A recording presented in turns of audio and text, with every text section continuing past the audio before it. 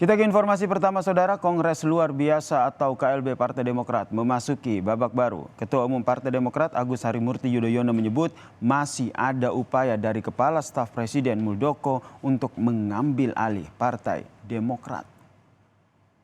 AHY menyebut ada upaya merebut Demokrat melalui pengajuan peninjauan kembali atau PK yang dilakukan oleh Muldoko CS ke Mahkamah Agung pada 3 Maret 2023 lalu. Menurut AHY, Muldoko CS mengajukan PK dengan alasan telah menemukan 4 bukti baru, tetapi diyakini itu bukti lama. Oleh sebab itu, Saudara, kata AHY, pihaknya akan mengajukan kontra memori untuk menjawab PK itu dan meyakini Demokrat ini akan menang, Saudara, atas gugatan ini. Secara resmi, hari ini tim hukum kami akan mengajukan kontra memori atau jawaban atas pengajuan PK tersebut. Kita yakin Demokrat berada pada posisi yang benar.